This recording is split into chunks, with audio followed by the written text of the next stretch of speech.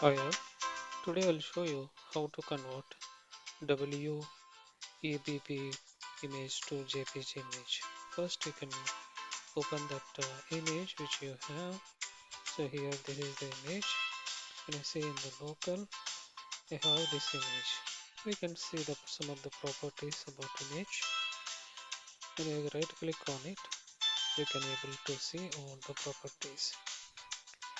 Here we have file type and file path as well. We can see location, size, everything. Here is all the tabs that we have. We can look into it.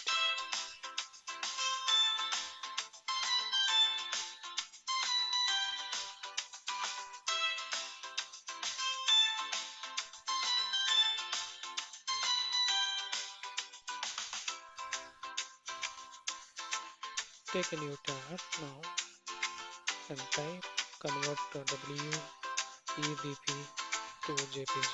First option you can select and select your file name, file, and here you can see convert to JPG and download it.